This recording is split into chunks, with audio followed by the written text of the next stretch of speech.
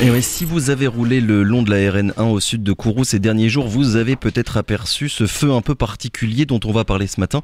Un feu sous contrôle, encadré, une opération de brûlage dirigée pour régénérer l'écosystème de la savane de la montagne des Pères, éliminer en quelque sorte les herbes hautes pour faire respirer la savane. L'opération s'est passée de lundi à hier. Pour en parler, Maxime Kobigo est notre invité ce matin. Bonjour. Bonjour. Et merci d'avoir accepté notre invitation, Maxime Kobigo. Vous êtes chargé d'études et de projets au PNRG, le parc naturel régional de Guyane, puisque la savane des Pères est gérée par le PNRG. On va parler évidemment des raisons pour lesquelles vous avez réalisé cette mise à feu contrôlée. Mais d'abord, comment ça s'est passé ? Ça va, tout va bien ? C'est terminé ? Ça y est, c'est terminé. On a brûlé à peu près 25 à 30 hectares, accompagnés par la sécurité civile, des professionnels pour encadrer, le SDIS pour éviter les problèmes. Tout est nominal, on a mission accomplie. Un mot sur les savanes, Maxime Kobigo. Je crois que c'est important réexpliquer peut-être ce que c'est pour comprendre l'intérêt de ces feux. Ça existe depuis quand ? La savane, et surtout, c'est quoi les liens finalement qu'il y a et qu'il y a toujours eu entre d'un côté l'activité humaine et de l'autre cet environnement-là ? Alors les savanes, ça représente à peu près 250 km² en Guyane, soit 0,3% du territoire. C'est à peu près 20% du territoire sud-américain. Les savanes ont plusieurs origines, donc on peut les expliquer pour des raisons naturelles, donc ça peut être les conditions de sol.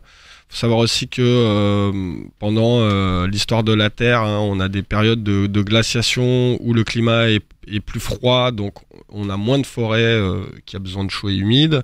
Et à l'inverse, pendant les périodes interglaciaires comme aujourd'hui, on a de moins en moins de savanes puisque la forêt s'épanouit de plus en plus. Et donc effectivement, l'homme, depuis les Amérindiens aux périodes précolombiennes, utilisait les savanes pour y faire de l'agriculture, mais également les populations créoles qui ont habité ces savanes et ont eu différentes actions qui ont permis d'entretenir le milieu ouvert, notamment par le brûlis. C'est fréquent que le PNRG mène ce genre d'opération ? Alors, faut savoir que le PNRG donc s'étend notamment sur les communes de la CCDS, donc la commune des Savanes, et donc dans le cadre de la gestion d'un espace protégé comme la Savane des Pères, qui est un site du Conservatoire du Littoral, où on a pu ces pratiques de brûlis par des populations qui habitaient dessus. On met volontairement le feu pour permettre une régénération de la biodiversité, donc c'est pas quelque chose qu'on va faire régulièrement, Oui. C'est vraiment là dans le cadre spécifique de la gestion de ce site protégé. On parlera plus tard de la fréquence et du besoin de fréquence de ces feux pour que l'équilibre finalement soit le plus intéressant possible. Qu'est-ce que ça veut dire ? Finalement, s'il n'y avait pas ces feux, la forêt finirait par grignoter en fait le territoire qui est occupé par les savanes ? Voilà, donc en fait on a en écologie on parle de climax quand on a un état de développement de la nature finale. Donc le climax en Guyane c'est la forêt tropicale. Oui. Donc inexorablement la forêt grignote petit à petit les territoires de savane. Une étude du Conservatoire d'espaces naturels a démontré qu'on a quand même perdu près de 40% des surfaces de savane pour diverses raisons.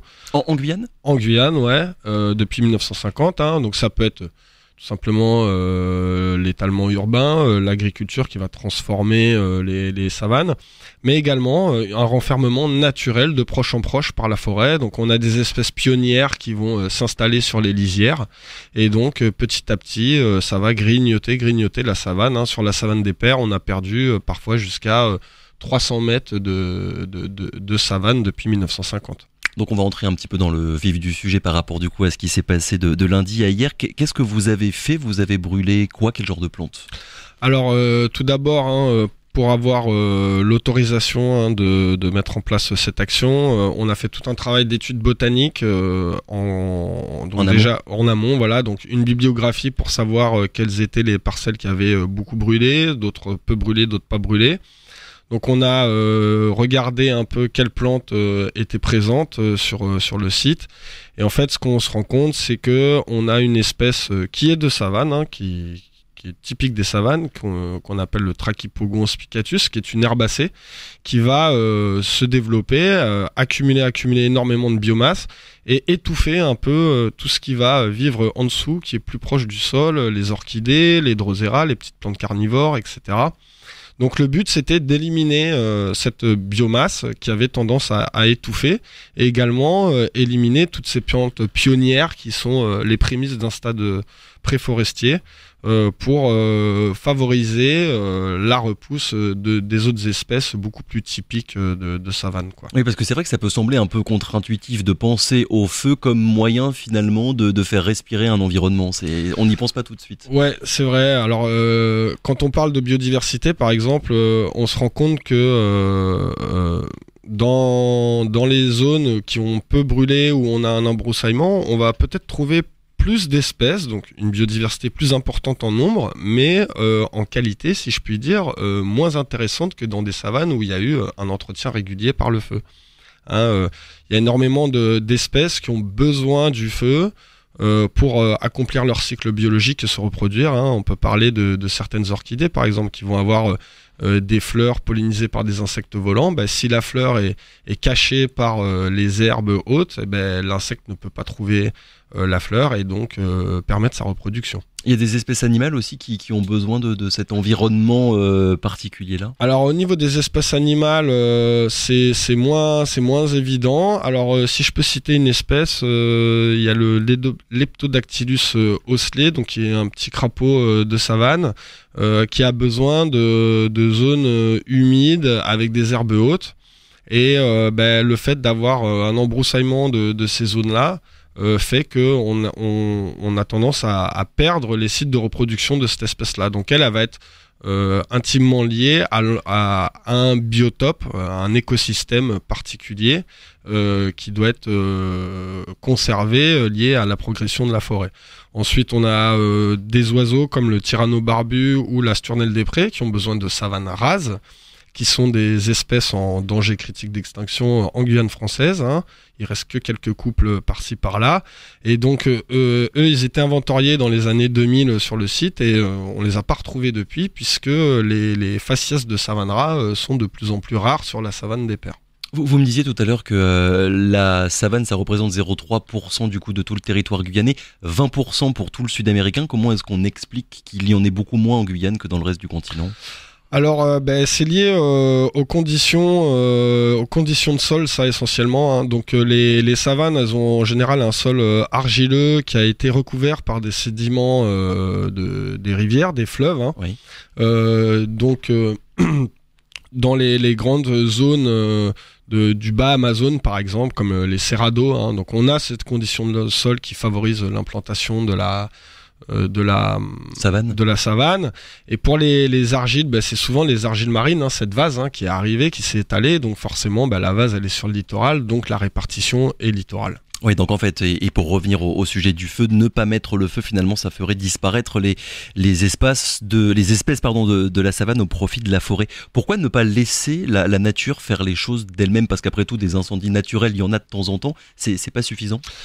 Disons que l'homme, qui plus est dans les savanes, a une responsabilité en termes de gestion de la biodiversité. Faut savoir que les populations créoles, amérindiennes qui vivent là depuis longtemps ont ces pratiques de brûlis qui a favorisé une certaine biodiversité.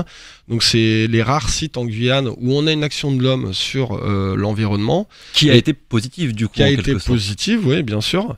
Et donc forcément cette biodiversité qui est associée à ces milieux-là, si on veut la conserver, tout simplement, c'est quand même 16% de la flore de Guyane, les savanes, c'est pas rien. Il faut continuer à avoir ces pratiques traditionnelles. Donc nous on le fait dans un cadre professionnel d'un espace protégé, mais bien évidemment les gens d'Irakubo, de Sinamari, ils mettent régulièrement le feu chaque année pour maintenir le milieu ouvert. Alors pour eux c'est pas forcément leur objectif, ça peut être limiter les parasites, ça peut être favoriser la repousse d'herbes fraîches pour attirer le gibier de forêt qui va venir brouter.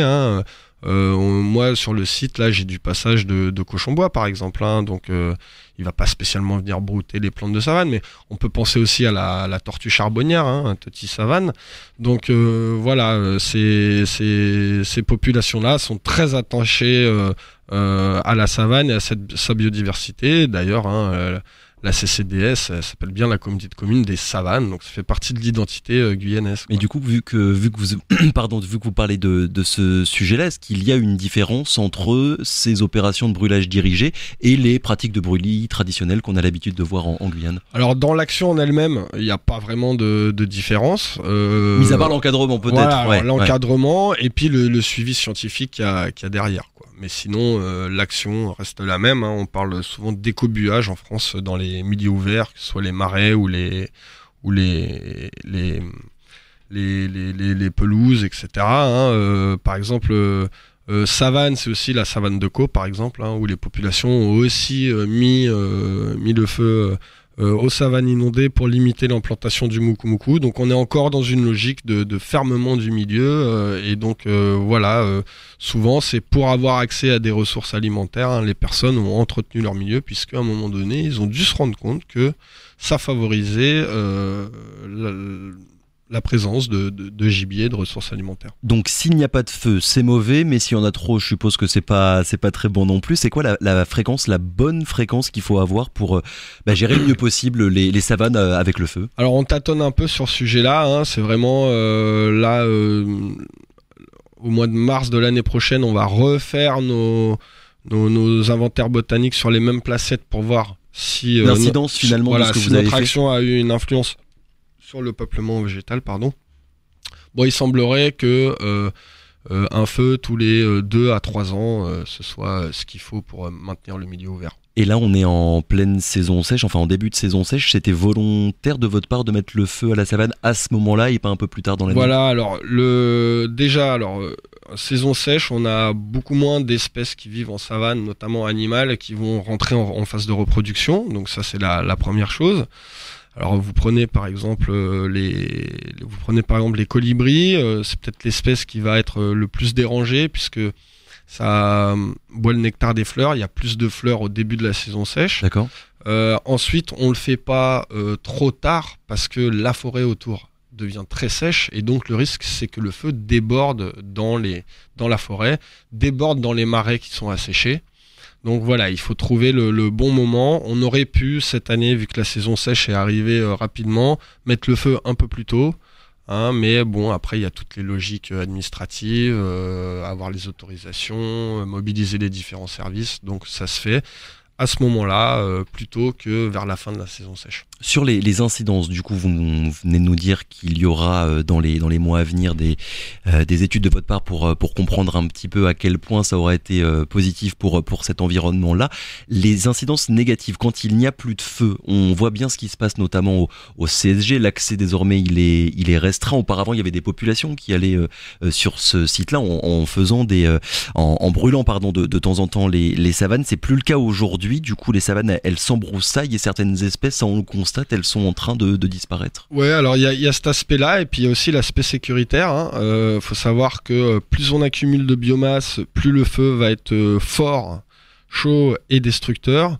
Et donc on a eu à cette occasion la venue des pompiers de Paris qui réfléchissent à mettre en place ce type de choses-là parce que quand on a de la biomasse qui s'accumule pendant 20 ou 30 ans, oui. Le jour où ça prend feu, ça peut être vraiment très très destructeur et ingérable. Voilà, donc effectivement, c'est des sites où on a besoin d'intervenir. Il va y avoir besoin d'intervenir à la fois pour la biodiversité, mais aussi pour la sécurité. Dernière question, Maxime Kobigo. Est-ce qu'il n'y a pas un travail de pédagogie à faire sur la savane? Parce que j'ai lu que la perte de la savane à la forêt, c'était écologiquement aussi traumatisant que l'est la déforestation. Et pourtant, quand le grand public voit la destruction de la forêt, les incendies en Amazonie il y a quelques années, ou même la déforestation industrielle, tout le monde a conscience que c'est un drame. Là, la savane, c'est pas le cas. C'est difficile, c'est plus difficile de votre côté de sensibiliser finalement le grand public sur les aspects très importants qu'il y a écologiquement dans les savanes. Bon, au niveau des populations des savanes, ça, ils le savent bien. Évidemment, ça, il n'y a pas de problème. Après, effectivement, on parle souvent de la déforestation amazonienne. Il faut savoir qu'au Brésil, les cerrados, qui sont des grandes savanes proche de la côte, payent un lourd tribut en termes de transformation et de destruction des milieux. Il faut savoir que la savane, le feu, il peut sembler destructeur, mais ce qui va beaucoup plus le détruire, ça va être l'urbanisation. C'est facile. On comprend facilement que c'est plus simple d'aller s'installer en savane parce qu'il n'y a pas de déforestation à faire. Oui. Mais au final, quand on a plus de 90% de forêt, on peut se dire on peut taper un peu la forêt et laisser la savane tranquille pour garder cette biodiversité. De la même manière, l'agriculture ou les plantes invasives peuvent avoir un impact négatif sur la savane. Mais déjà, dans la manière qu'on a d'en parler, il faudrait peut-être arrêter de parler de feux de broussailles, par exemple. Voilà, exactement. Souvent, on parle de feux de broussailles. Donc ça, la broussaille, c'est la friche aux portes de Cayenne. C'est pas du tout la savane. Alors bien souvent, d'ailleurs, ces zones-là étaient des savanes par le passé. Et donc effectivement, il faut vraiment comprendre Alors bientôt, on va créer un sentier sur la savane des Pères. Ça permettra d'emmener les gens à aller voir cette biodiversité microscopique invisible. Les colibris de savane sont vraiment magnifiques. Ils ont des couleurs chatoyantes. Enfin, il y a vraiment beaucoup de choses. On peut avoir la chance de voir un tamanoir géant. Donc voilà, il y a beaucoup de choses à voir en savane et je pense que c'est le meilleur moyen de sensibiliser la population. La biodiversité guyanaise, ça n'est pas que la forêt primaire, les arbres fromagers et Saül finalement. Il faut prendre en considération tout ce qu'il y a. Merci beaucoup Maxime Kobigo d'avoir été avec nous ce matin. Je le rappelle, donc chargé d'études et de projets au PNRG, le parc naturel régional de Guyane. La prochaine opération de brûlage dirigé, il y en a déjà une ce sera, je pense, dans 2 ou 3 ans. Alors là, on a volontairement pas mis le feu au nord de la RN1 puisque ça avait brûlé l'année dernière. Donc peut-être que l'année prochaine, on décidera de mettre le feu au nord. Un changement de parcelle. Merci encore, très bonne journée. À bientôt. Bonne journée, au revoir. Radio Pays.